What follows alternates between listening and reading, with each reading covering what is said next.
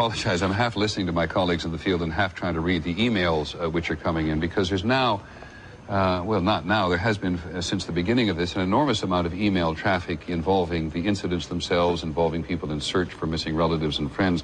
I was just looking at one now which supplements some of the information we had about United Airlines Flight 93, which John Nance and I have been talking about, and this is this recounts the story of one Jeremy Glick, who was on United Flight. When realized that they were in trouble and the hijackers took control of the flight, he called his niece, who in turn teleconferenced him into 911. Jeremy Glick apparently told the police there were 3 terrorists with knives, which we'd heard certainly before in this case, but also a large red box that they claimed contained a bomb. And this young man, according to this email, which I think comes from a member of his family, tracked by their description second by second details and relayed them to the police by phone. Maybe there's a clue in there ultimately in the information that the police have, because 911 in every part of the country I think actually records the information that comes in. But after several minutes describing the scene, according to this email, Mr. Glick and several other passengers decided there was nothing to lose by rushing the hijackers. And there's no more in terms of detail. And then the family goes on to say, although Flight 93 crashed outside Plattsburgh with the loss of all souls, Jeremy and the other patriotic heroes saved the lives of many people on the ground that would have died if the terrorists had been able to complete their mission.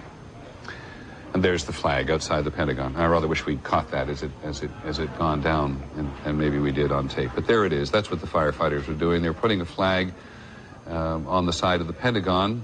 I thought for a moment they were going to put it on the roof, which the president, if he comes, we're not sure the president will come to this, but certainly everybody in the White House will be able to see on the side, this is the south side of the Pentagon, where American Airlines Flight 77 crashed into it, leaving that huge gash on the left. And what is that? A display of love, affection, defiance, pride, commitment, patriotism, as we have talked about in the last 10 or 15 minutes. Let's go back to the White House to Terry Moran and see whether or not the president is on his way. Terry? Okay, Terry Moran's on the phone at the moment, and maybe Terry's the president on his way? Yes, Peter. Is the president on his way? No, he's not. The motorcade is still here, and so he is obviously still tied up in the business of managing this situation, but he does want to go. We're told he intends to go. All right, so while we're waiting for him to go, just give us a feel for the rest of the day at the White House. The president has spoken today. I want to go back to my notes, and you probably have yours in your memory.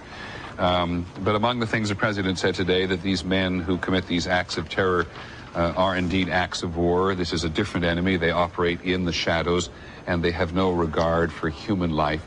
And so the message from the president and other members of the government is very consistent today. But is this the only business that's getting done in the White House today? Almost exclusively, Peter. This is what the domestic policy staff, obviously the foreign policy staff, the president's personal staff are all focused on. What the White House has become is the central clearinghouse and coordinating point for all the actions of the federal government in this area. They are providing the president with the fullest and most up-to-date information about the activities of the government, the investigation, the search and rescue, the emergency response, the transportation issues, and they are coordinating that, making sure that agencies don't step on each other, making sure that they get the resources they need. And I must say, in general, one gets the sense that the president, while he has escalated his rhetoric, talking about an act of war today, is proceeding, and this administration is proceeding, in a very measured fashion, in part consulting with allies, consulting with members of Congress here, and there is no sense at all of a rush or even an eagerness to strike back, but rather a determination to fix the target and make sure that this gets done right. I was told that the first thing the president told FBI Director Mueller yesterday when he talked to him was stay calm and get after it. And that is essentially the mood here. One of the touching scenes today, Terry, was to see Mrs. Bush go over to Walter Reed Army Hospital today to talk to people over there. This is a first lady who has not made very many public appearances since the beginning of the administration, and she went over today and talked to people from her heart about children and about the commitment that people have made in the rescue operation. It was a very lovely thing to see. It was indeed, Peter, and it reminds us, and we've picked up indications of it here, that just as families all across the country have been touched and moved and heartbroken by these scenes, the First family has as well. Even while the president was on board Air Force One, he was reaching out to his wife, he was reaching out to his children to make sure that they were safe. They were taken to a secure area as well. And in fact, when he came home, Mrs. Bush was here to meet him, and they retired very briefly to a private moment together.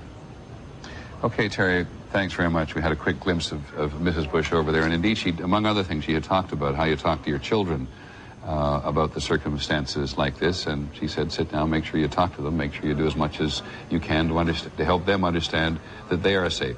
We finally got George Stephanopoulos back in Lower Manhattan. George? Well, Peter,